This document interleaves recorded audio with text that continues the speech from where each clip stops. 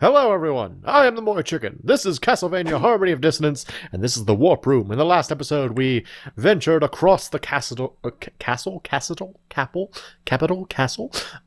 to this place, and now we are going to warp to the other side because we have never been there. On the Dracula side, so let's go. Let's go through these mini doors. They have to open slowly. This was the portal thingy that the doppelganger popped out of in Castlevania Symphony of the Night, and now we're over here, which is a place we have never been. So yeah, let's check it out. Let's find new and exciting things over in Castlebee. I like this. What is this? The lure key. Alright. What does the lure key do? Opens the door that gives off a golden hue. Why is it called the lure key? So I guess that's the sealed doors then, I guess. That's weird. I mean, progress, yay. You know, what is it, like a couple seconds in the episode and we're already progress, and there's a clear bone, and I've defeated it. And we're still getting to hear Just's awesome theme, and one thing that I really think they did a great job of in this game is having these sort of like destroyed tile sets for the Dracula side. Like, all of these elements are the same as they are on the other side. Like, as I was actually getting up here, I was looking at the background. I was like, you know, it's really cool the way they have these like glassless windows that show out to the outside. That's a neat, like, medieval looking thing, and they took that same structure and just kind of damaged a little bit. The thing is, though, the fact that they did it that way, I'm gonna head downstairs first before I go in there. The fact that they did it that way kind of creates a strange impression, because the idea is that, oh, okay, they're only vulnerable when they actually throw their bones. That's interesting. The idea is that the Dracula side is incomplete, and that's why it's like this. But it feels less here like it's incomplete and more as though it has already been destroyed by someone else. It's kind of it's a subtle difference, but it doesn't really feel like they're building it so much as it's already been wrecked. It's an odd sort of thing. Also, thank you for the ancient robe. Is it good for anything? Do I want this? Whoop. It's bone liquid. It's dead. Oh, I killed it. Wait. I figured that was like a red skeleton, but then it just disappeared. Is this good for anything? I like my silver armor for right now. Ancient robe, great wise man. Nah, not really. Okay. Yeah, I think in general I'm kind of underwhelmed with the armor in this game. You know, like, you know, if this was another different Castlevania game, I feel like I'd be all over like collecting all the equipment. But for whatever reason, I just don't care about it much in this game. And I think part of the reason for that is the flexibility of the equipment system in this game, which just, I don't know, it doesn't make me excited about any of it. Oh, look at this big eyeball. That's kind of spooky, right? That's a little spooky. That was like 3 skulls on the other side. Here it's a giant eyeball. It's like, and it's not like a threatening eyeball. It's just kind of like, it's like, I see you. Hello. I'm looking at you. I'm looking at you. I'm going to kill this clear bone. Yeah, so we got a whole new area to explore. That's very exciting. It's very fun when you get a new place to explore in Castlevania games. You're like, ooh, what will I find? What exciting things will I find? I will find 2 dead people. 2 people hung by the neck until dead. You can see them back there in the background. It's kind of spooky. That's the kind of thing that would have definitely freaked me out if I played this as a kid. There is a thing in the game Atelier Iris 3. Near the end of the game, like one of the major mechanics throughout the game is that there is this like alternate world, I guess you could say, called the is it just called? I think it may just be called the Alter World, and it's like a mysterious world that's kind of like built out of out of elements from a variety of other worlds. So it's kind of like a composite area.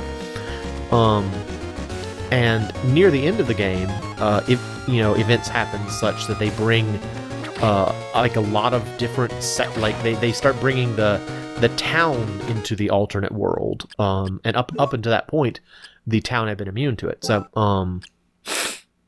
and there's a part where there's like a guild hall kind of in the game, and you go to the alternate version guild hall, and for whatever reason, behind the counter is like a person hanging from a noose. And this is not like a scary game by any means. It's not like a horror game or anything like it, but I just remember being extremely freaked out by seeing that random, like, person hanging from a noose. Is like, whoa! This is creepy! Why is this here? This doesn't need to be here. This is unsettling and I don't like it. Alright, so that was just to that. And this is unknown. And yeah, we're just kind of filling in a map right now. I got pretty ooh, I got furniture. It's all worth it if you get furniture. I have explained this before. It is all worth it if you get furniture. All things are worth it for the furniture. Here's a save point. Might as well. It's cartridge saving. It doesn't take long. I'll go ahead and make that connection, and then we'll head right back up, because we've already been down there. That is just the bone cave, the skeleton cavern. And there's a big monoprism, which I still say looks like Dracula medicine. That's pretty much all it looks like. It looks like just something you'd get from CVS. Actually, you know what it kind of looks like? It looks like one of those big, like, whey powder, or like creatine powder. Is it creatine? Something like that. Like the muscle powder that you get at like not athletic stores, but like what is the word I'm looking for? Like drugstores, health food stores, I guess is what I'm trying to say. That's what it looks like. So Dracula just wants to get you swole. He just wants to beef you up. That's the whole point. That is the whole point of Castlevania, is that Dracula recognized that there are all these pretty men who insist on trying to kill him. And he's like, no, I'm into machos. I don't really like the Bishis. I like the machos. And so he wants to get all of the Belmonts completely swole. That's his goal. And they just won't have it. They were just refusing to let him pump them up. And it's very frustrating for Dracula. That's the entire reason that he has all these, he's got all these traps and stuff, because he just wants them to get beefy. But it won't work. Alright, so what's out here? Let's see what we got here. We got a red sky and deadly fir trees, and it's once again it's locked. Okay. So we are going to have to come back here again once we get whatever we need to break through those. So that's fun. Backtracking is the nature of these games, and I got war fatigues. Alright. Is that good? War fatigues. War fatigues. It's drops my defense by a lot. It raises my strength and my int. Nah, not really. That's fine. That's fine. And now we run back. Now we go. Just is out for a jog. He's out for a jog. He's used to jog. Or let's see. Do I want to go up or down? I will go straight across. We'll just keep going straight across. I don't know. The Dracula side, it's cool that it has that destroyed tile set. That's neat. But, you know, the color scheme's just red. It's just very, like, they went super hard into, like, let's make it evil looking, and so everything's red and gray and black, and it gets kind of boring after a while, you know? I guess it does look very Castlevania-y, though. Speak on the subject of Castlevania's color scheme. This is something that I was talking about with a friend of mine. We both like the original NES Castlevanias a lot. In particular, I'm gonna find something first. Hang on, I gotta find something. What is this? There's a boss here. It is this fellow. Hello. It's a Cyclops. So it is.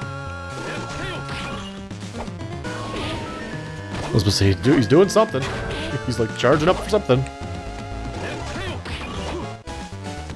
You know, I bet you this guy is supposed to be a direct reference to the Cyclopes from Castlevania 3,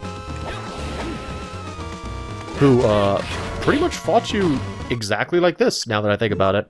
You were in a room with like a place where you could kind of get up and stand on, and they had giant hammers that they just kind of like swung at you, and they would like kind of do that motion before they charged at you.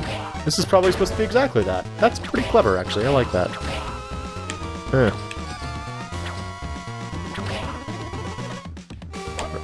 Okay. He's not too... Ow. I was gonna say, he's not too dangerous. Although he hits like a truck. Again, like the ones from Castlevania 3. Here.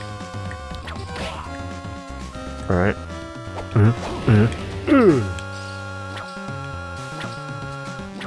Problem is that, like, if I want to hit him, I have to enter his range, which is unfortunate.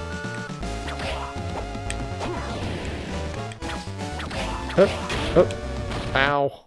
Okay, I'll just keep on drinking these high potions. It's delicious. I wonder what high potions taste like, come think of it. You know, when I was younger, and I would think about the 3 potions from Zelda, I always thought they looked like they would be delicious. They always looked delicious to me. But I remember in what was that game? Wind Waker, you know, with extremely expressive Cat Eye Link. Got him. You're dead, Cyclops. You're dead, Cyclops. I killed you.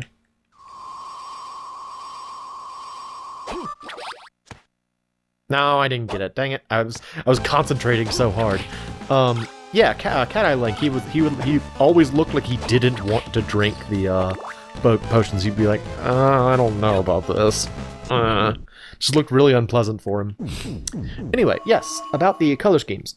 So, in Castlevania 1 and Castlevania 3 have really, like, bright and vibrant color schemes. Like, if you look at them, is this it's like a scarecrow bone pillar. What? And an owl. I killed the... Oh, wow. That owl just straight up... Why is it called a JP bone pillar? Jumping bone pillar? Japanese bone pillar? I'm not really sure what that stands for. Yeah, the color scheme is like super duper vibrant in 1 and 3. And then in Castlevania 2, it is very subdued. Like, all the colors are really, like, muted. And, you know, at first blush, you're just like, okay, well, they just decided to take a different direction in terms of the color scheme. But you can almost kind of tie it into, like, an interesting design perspective on how to represent, I guess, what would you call it? Not scare, like, the nature of evil, I suppose, in Castlevania. Representing the nature of evil through color in Castlevania. And the idea is that during the day in Castlevania, I got beat up real bad. Let me go back and heal myself. I got beat up by the Japanese bone pillars and the owls. Almost dead. Almost dead. Don't want to die. Almost dead. Hang on. So during the day, colors are all very muted. At night, when the curse is stronger, the colors become more vibrant. And in Castlevania 1 and 3, both of which take place entirely during Dracula's, like, reign, so to speak, all of the colors are, like, really, really vibrant the whole time. So it's almost like the idea is that muted colors are representative of the regular world, and things become more, like, vibrant and intense as a result of Dracula's curse. I just think that's kind of an interesting concept. Oh, it's a Simon Wraith. It's a Simon Wraith, and he dies like Simon Belmont. Oh, he even knows how to whip diddly! Oh, what a cool guy. He's dead now. I killed him. I killed him and his whip diddly powers.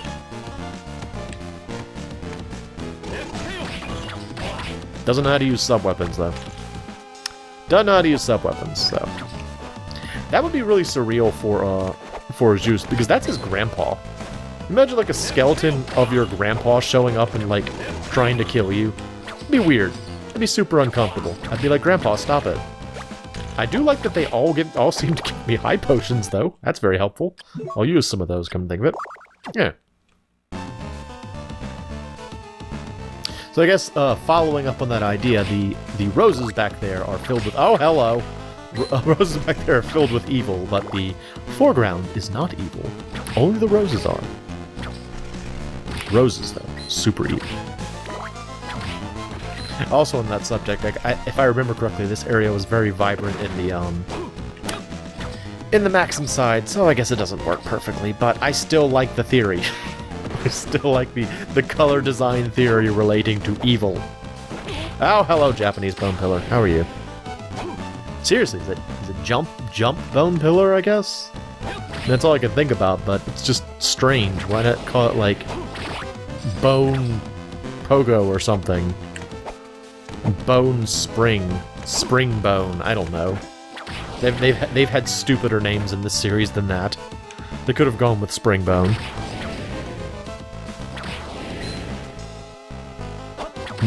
Mike, is this leading anywhere? Let's see. I'll take that. Take that heart from this, what appears to be a coffin. Kinda cool. Kinda cool. Another bone spring. Another bone pogo. Pogo bone. Pogo bone? I don't know. I just think there's a better name than JP Bone Pillar. JP, when I say it like that, it sounds like a banker. I'm JP Bone Pillar. It's your money. Use it when you need it.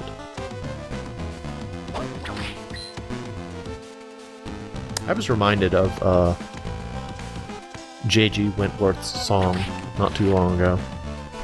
877 Cash Now. 877 Cash Now. Not sponsored by sponsored by J.G. Wentworth. But that song will get in your head and stay there. And it was such an amazingly effective ad that they just ran it forever.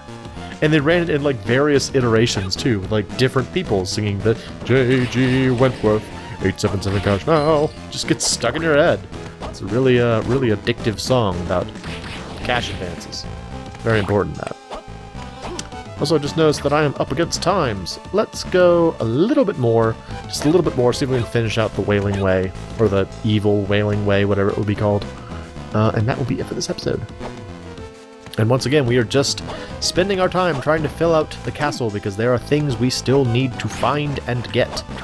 Specifically, we do still need the Dracula things, and there's something else I'm looking for. Isn't there?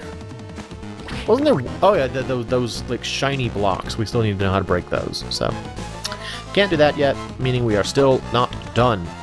Still not done finding things. This is gonna be a whole thing. Okay, well, I guess I'll just call it here, and then in the next episode we will finish things in the Wailing Way, the Marble Gallery. It'll be a good time. So I hope you'll come back and join me for that. I am the MoeChicken, that was an owl, and this is Castlevania Harmony of Dissonance. Thanks for stopping by. I'm in the graveyard!